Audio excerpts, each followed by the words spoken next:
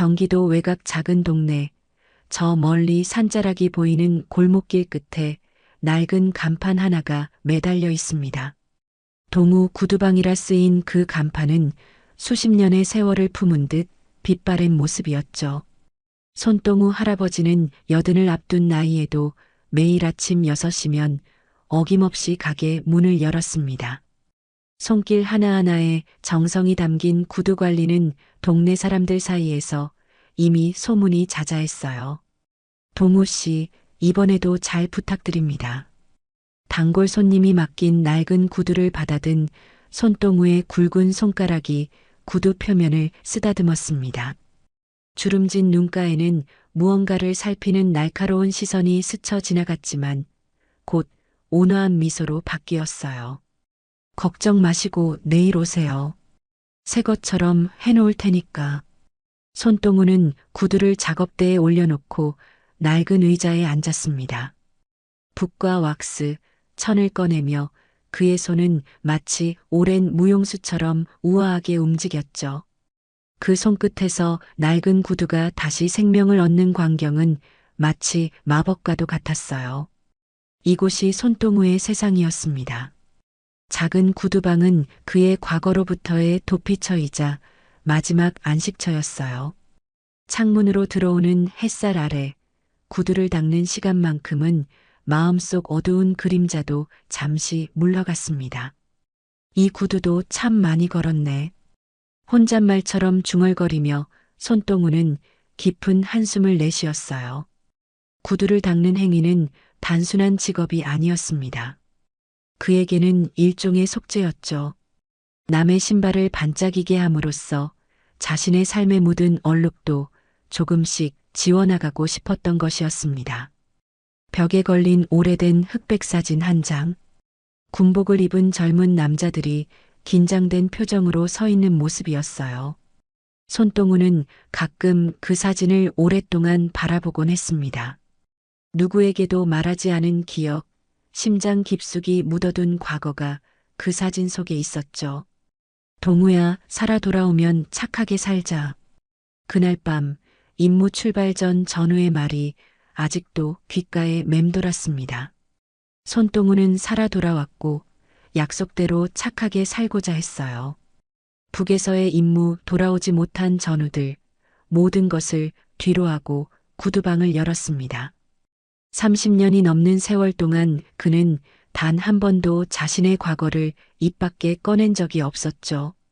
해가 저물어갈 무렵 문득 구두방 앞에 그림자가 드리워졌어요. 손동우가 고개를 들자 낯선 얼굴들이 보였습니다. 무언가 불길한 기운이 감돌았죠. 검은 가죽 재킷을 입은 3명의 남자가 구두방 문을 거칠게 밀어젖혔습니다. 쨍그랑 출입문 위에 작은 종이 요란하게 울렸어요. 손동우는 작업을 멈추고 천천히 고개를 들었습니다. 날카로운 눈빛으로 들어온 이들을 한번 훑어보았죠. 여기가 그 허가도 없이 장사한다는 구두방이네. 앞에 선 남자가 비웃듯 말했어요.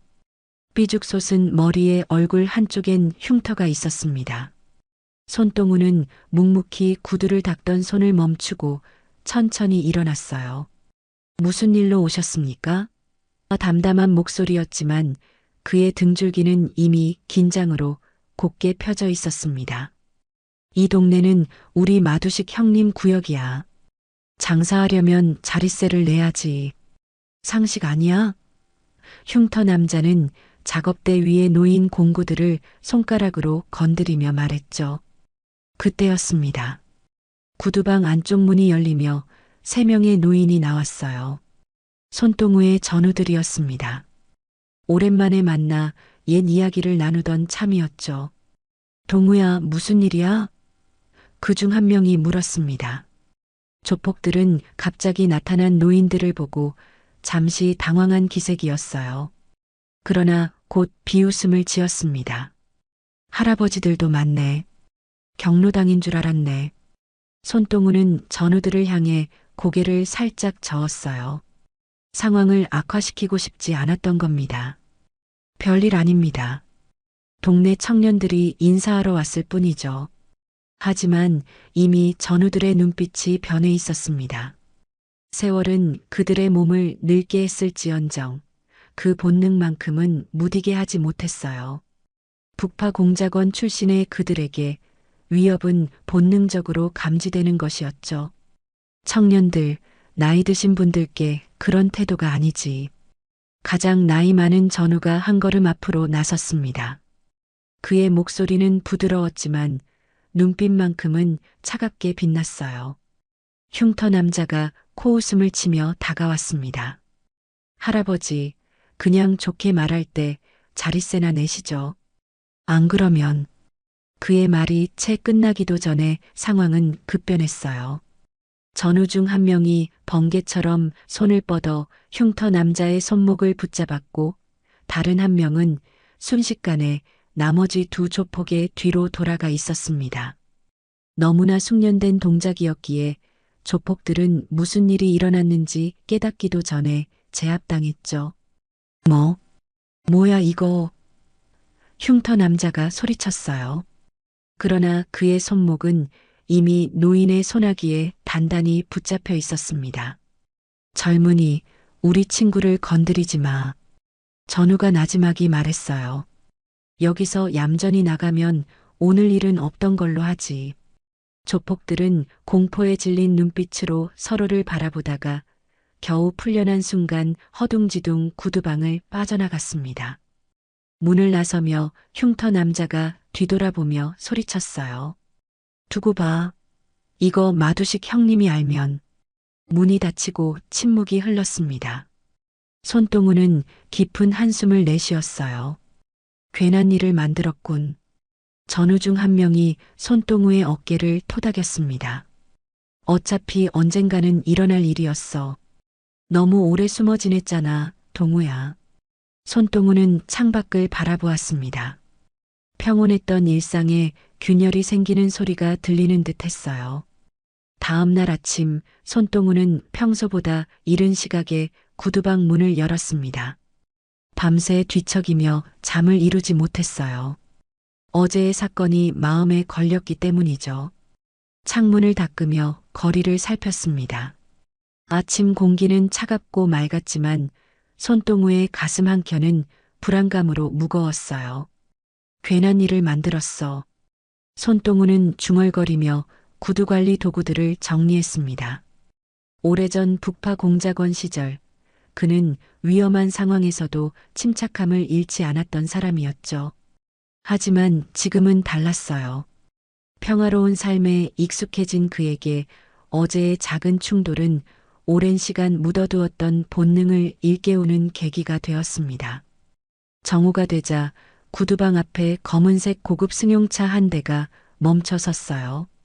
손동우는 창밖을 바라보며 눈을 가늘게 떴습니다. 차에서 4명의 남자가 내렸고 그중 앞장선 이는 다른 이들과는 다른 분위기를 풍겼어요.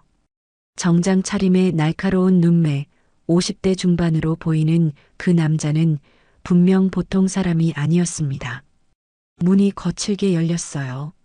손동우는 작업대에서 일어나 손님들을 맞이했습니다. 어제 우리 애들이 찾아왔다면서요? 중년 남자의 목소리는 의외로 부드러웠지만 그 안에 담긴 위협은 분명했죠. 손동우는 그가 마두식임을 직감했습니다. 별일 없었습니다. 젊은 친구들이 잠시 들렀다 갔을 뿐이죠. 마두식은 구두방 안을 둘러보며 천천히 걸어 들어왔어요. 그의 부하들은 문 앞에서 대기했습니다. 이 동네가 제 구역이라는 건 아시죠? 여기서 장사하려면 규칙이 있습니다. 손동우는 묵묵히 그를 바라보았어요. 여러 해 동안 쌓아온 평화로운 삶이 무너져 내리는 소리가 들리는 듯 했습니다. 갑자기 마두식의 손이 작업대 위의 도구들을 쓸어버렸어요. 왁스와 솔, 천들이 바닥에 흩어졌습니다. 마두식의 얼굴에는 비웃음이 가득했죠. 내가 누군지 모르시나 봐요. 이 동네에서 내 허락 없이는 새가 날아가지도 못한다고. 손동우는 조용히 바닥에 떨어진 도구들을 주워 담기 시작했습니다. 마두식은 그런 손동우를 발로 쿡 찼어요. 그리 센 힘은 아니었지만 의도적인 모욕이었습니다. 이봐요, 할아버지. 내가 말하면 대답을 해야지. 손동우는 천천히 고개를 들었어요. 그의 눈빛이 조금씩 변하고 있었습니다. 오래된 기억이 표면 위로 떠오르는 순간이었죠. 그만들 하게. 손동우의 목소리는 조용했지만 그 안에는 단단한 의지가 담겨 있었어요. 마두식은 놀란 듯 눈을 크게 떴다가 이내 웃음을 터뜨렸습니다. 이 양반 나이 먹고 눈치도 없네. 마두식은 손을 뻗어 손동우의 뺨을 툭툭 쳤어요. 그 순간 무언가가 손동우의 내면에서 깨어났습니다.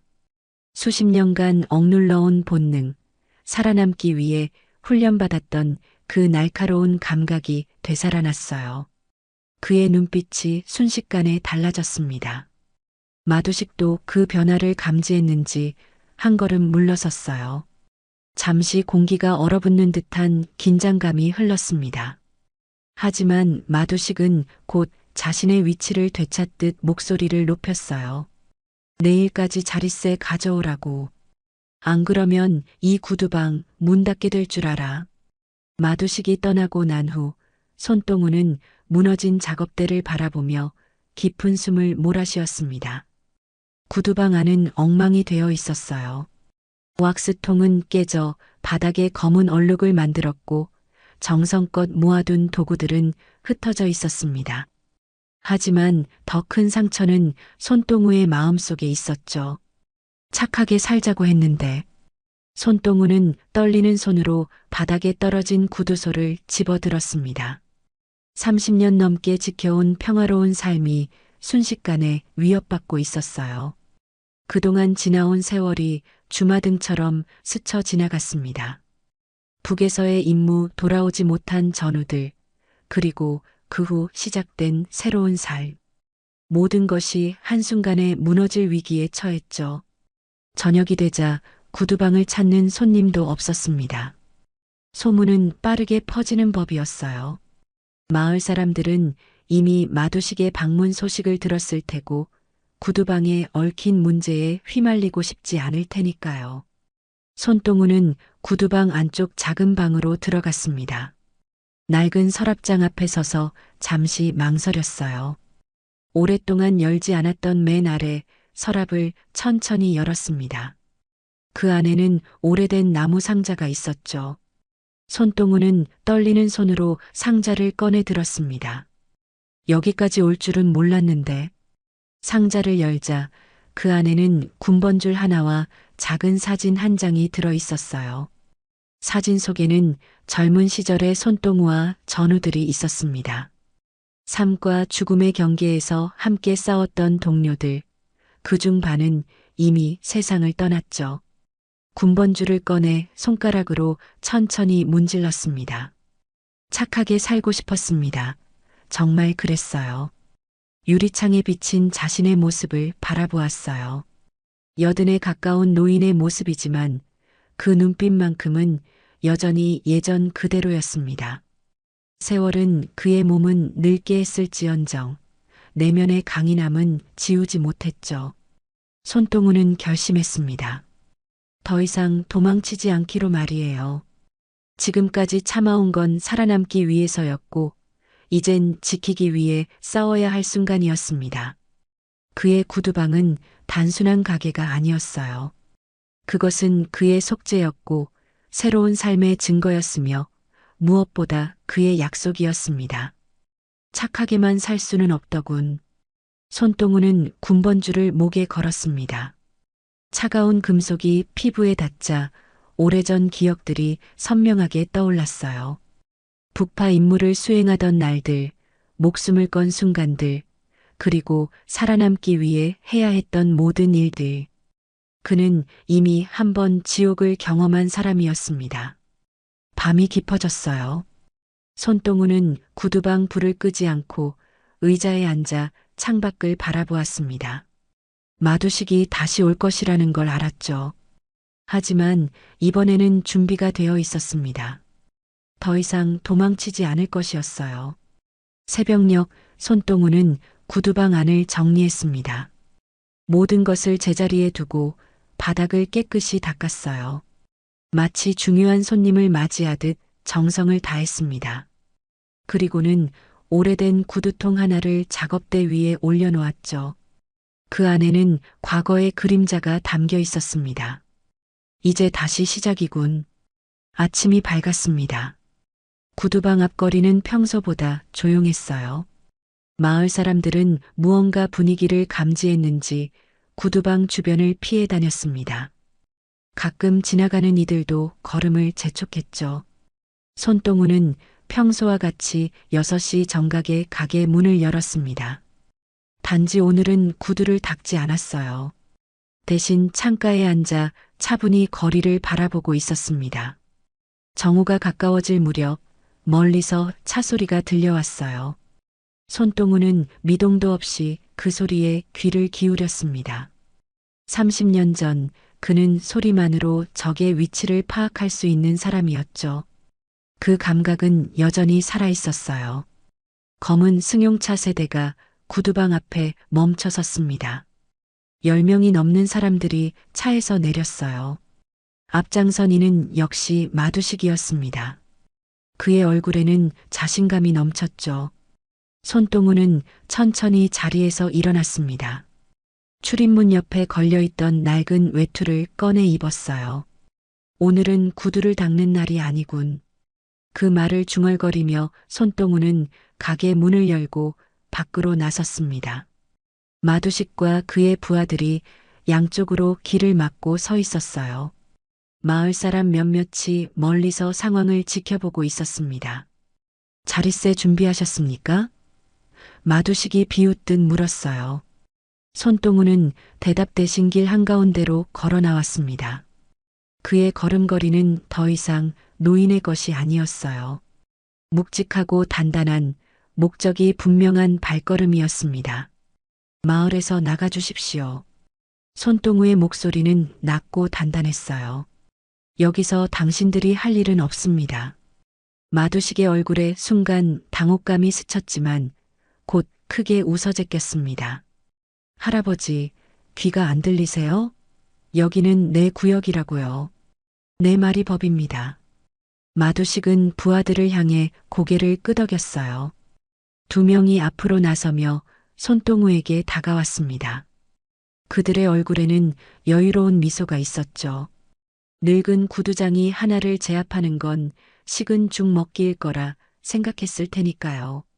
하지만 그들이 손동우에게 가까이 다가가는 순간 예상치 못한 일이 벌어졌습니다.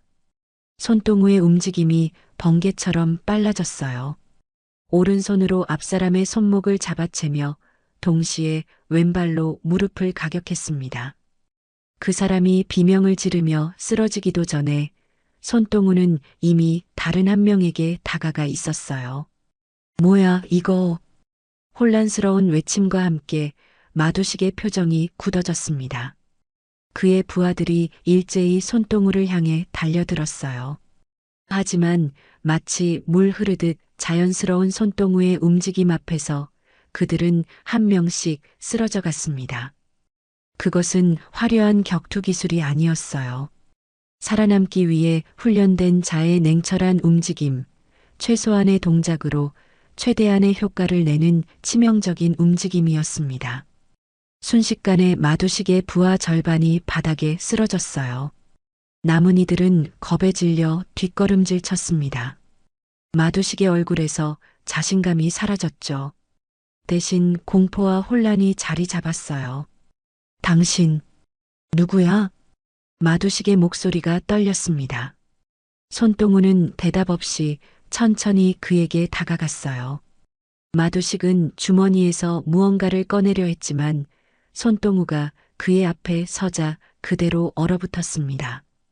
손동우의 눈빛은 이제 완전히 달라져 있었어요.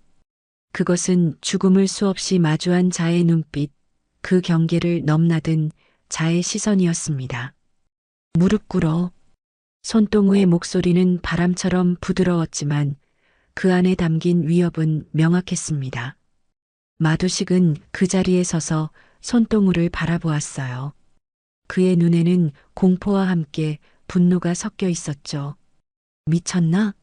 내가 왜? 마두식이 말을 이으려 했지만 손동우가 한 걸음 더 다가서자 목소리가 갈라졌습니다. 지금 아니면 너희 인생 끝나. 손동우의 말은 단순한 위협이 아니었어요. 그것은 사실의 진술, 확정된 미래였습니다. 마두식의 등에서 식은땀이 흘러내렸죠. 눈앞의 노인은 더 이상 평범한 구두장이가 아니었어요. 그의 눈빛에서 마두식은 자신보다 훨씬 위험한 존재를 마주하고 있음을 직감했습니다. 잠시 침묵이 흘렀어요.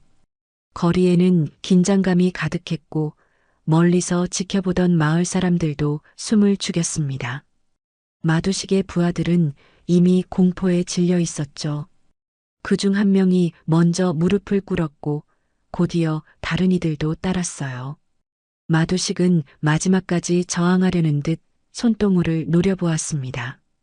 하지만 그 시선을 마주한 순간 그의 다리에서 힘이 빠져나갔어요. 천천히 그러나 확실하게 마두식도 무릎을 꿇었습니다. 형님, 살려주십시오. 마두식의 목소리가 떨렸어요. 방금 전까지 자신감에 가득 찼던 그의 얼굴에 이제는 공포만이 남아 있었죠. 착하게 살겠습니다. 손동우는 무릎 꿇은 마두식을 내려다보았습니다. 그의 눈에는 승리의 기쁨 대신 깊은 피로감이 서려 있었어요. 이것은 승리가 아니라 어쩔 수 없는 선택이었기 때문이죠.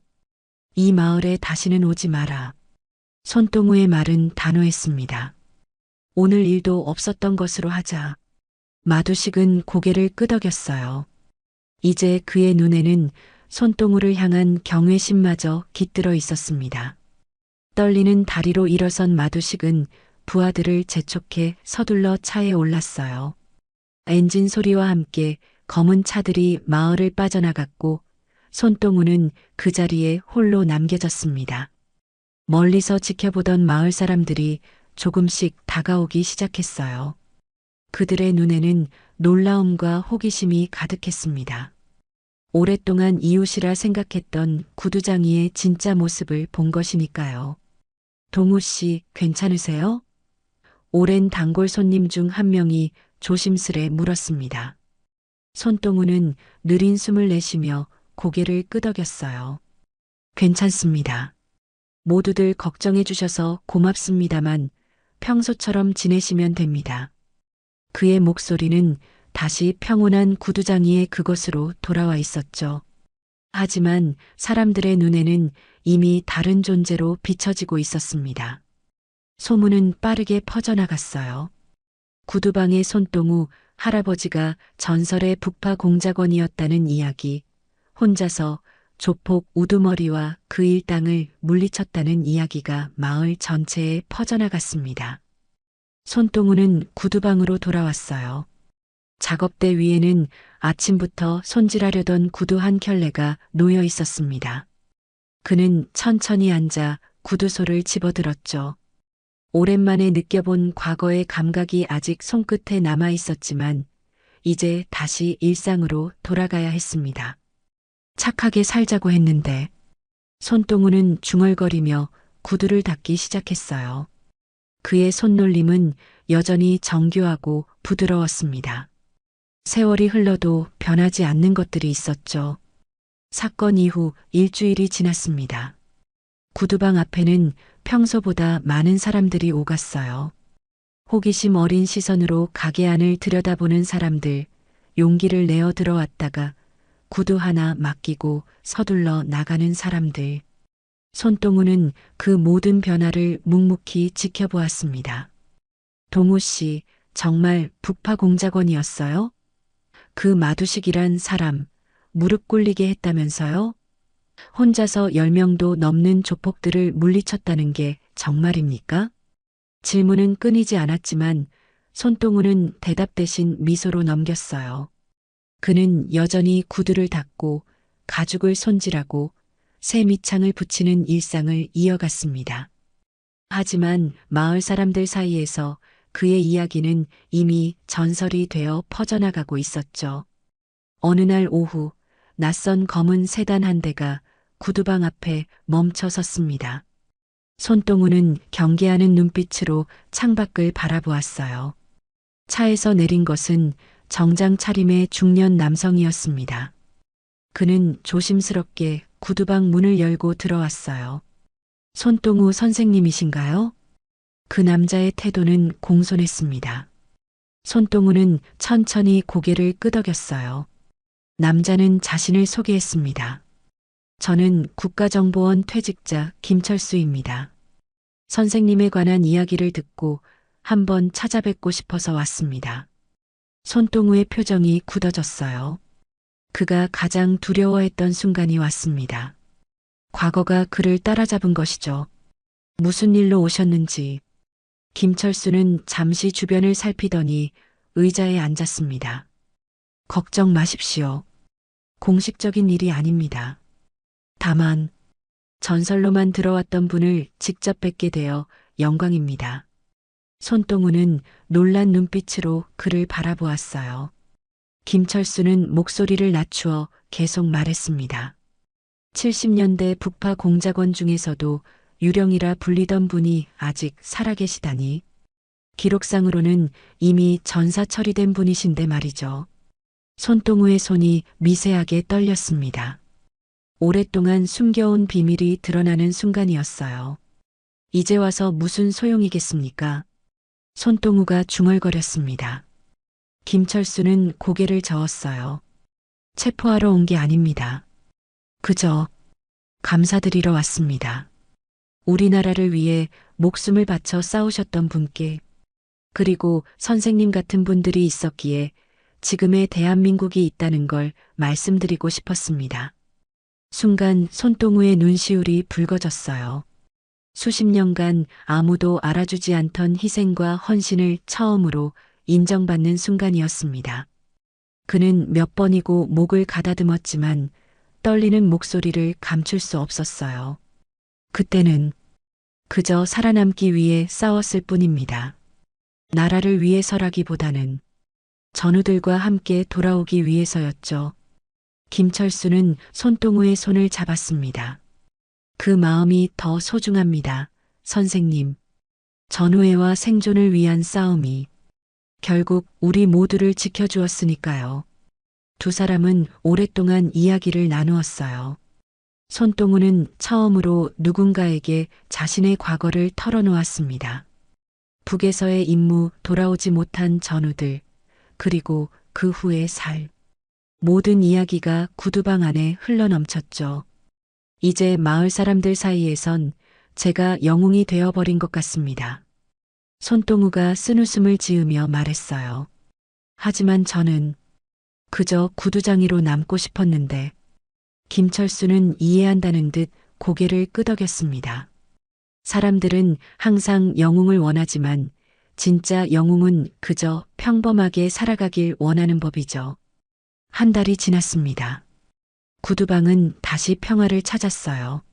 마두식과 그의 부하들은 마을에 다시 나타나지 않았고 사람들의 호기심도 시간이 지나며 조금씩 사그라들었습니다. 손동우는 여전히 매일 아침 6시 정각에 가게 문을 열고 저녁 8시에 문을 닫았어요. 변한 것이 있다면 마을 사람들이 그를 대하는 태도였습니다. 손 선생님, 이 구두 좀 봐주세요. 동우 어르신, 오늘은 날씨가 참 좋습니다. 존경과 친근함이 섞인 인사가 끊이지 않았죠. 손동우는 그런 관심이 부담스러울 때도 있었지만 구두를 닦는 일상 속에서 다시 평온을 찾아가고 있었습니다. 금요일 아침 구두방 문 앞에 낯선 상자 하나가 놓여 있었어요. 포장도 없이 그냥 놓여 있는 골판지 상자였습니다. 손동우는 조심스럽게 상자를 열었고 그 안에는 낡은 군화 한 켤레가 있었어요. 메모 한 장도 없었습니다. 손동우는 군화를 들어 올려 살펴보았죠. 낡고 다른 군화였지만 누군가에게는 특별한 의미가 있는 물건임이 분명했습니다. 이거 누구 것일까? 그는 군화를 작업대 위에 올려놓고 정성껏 닦기 시작했어요. 낡은 가죽에 새 생명을 불어넣는 작업이었습니다. 왁스를 바르고 솔로 문지르고 천으로 광을 내는 과정을 반복했죠. 마치 이 낡은 군화가 자신의 과거를 상징하는 것처럼 느껴졌습니다. 다음 금요일 또 다른 상자가 놓여 있었어요. 이번에는 오래된 구두 한 켤레였습니다. 손동우는 무언가를 깨달은 듯 미소 지었어요. 이것은 마을 사람들이 아니면 어쩌면 마두식이나 그의 부하들이 보내는 일종의 메시지였을지도 모릅니다. 그 후로 매주 금요일마다 누군가가 신발을 맡기고 갔습니다. 이름도 메모도 없었어요. 단지 낡은 신발들이 구두방 문 앞에 놓여 있을 뿐이었죠. 손동우는 묵묵히 그 신발들을 닦고 손질했습니다. 다음 금요일이면 정성껏 손질된 신발이 같은 자리에 놓여 있었고 새로운 신발이 맡겨졌어요. 누군가는 그것이 전우들이라고 했고 누군가는 조폭들이 보내는 일종의 사과라고 했죠. 손동우는 묻지 않았습니다. 중요한 건 신발의 주인이 아니라 그가 여전히 누군가에게 필요한 사람이라는 사실이었으니까요. 가을이 깊어가는 어느 날 김철수가 다시 구두방을 찾았습니다. 손동우는 반가운 눈빛으로 그를 맞이했어요. 두 사람은 이제 가끔씩 만나 차를 마시며 이야기를 나누는 사이가 되었습니다. 선생님, 기록을 바로잡을 수 있는 기회가 생겼습니다. 원하신다면 공식적으로 선생님의 공적을 인정받으실 수 있습니다. 손동우는 잠시 생각에 잠겼다가 고개를 저었어요. 고맙지만 지금 이대로가 좋습니다. 제 인생은 이미 충분히 복잡했으니까요. 김철수는 이해한다는 듯 고개를 끄덕였습니다. 그래도 언제든 마음이 바뀌시면 말씀해 주십시오. 해가 저물어가는 창밖으로 단풍이 붉게 물들어가고 있었어요. 손동우는 문득 오래전 전우와 나눈 약속을 떠올렸습니다. 착하게 살자고 했는데 김철수가 물었어요. 후회하십니까? 손동우는 잠시 생각하다 미소 지었습니다. 아닙니다. 착하게 산다는 건 때로는 싸워야 할 때 싸우는 것일 수도 있겠죠. 지키고 싶은 것이 있다면 말이에요.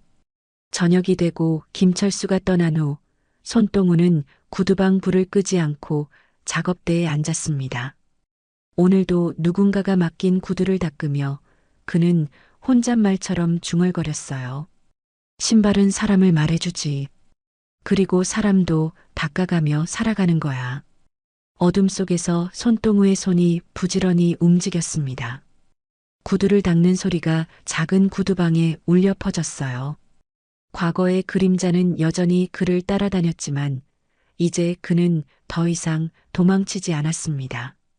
삶이란 결국 자신의 발자국을 남기며 걸어가는 여정, 때로는 발자국이 지워지더라도 계속해서 앞으로 나아가는 것이었으니까요. 밖으로 보이는 하늘에 별이 총총 빛나기 시작했습니다. 손동우의 얼굴에 잔잔한 미소가 번졌어요. 착하게 살고 싶었습니다. 정말 그랬어요. 그리고 결국 나름대로는 그렇게 살았던 것 같습니다.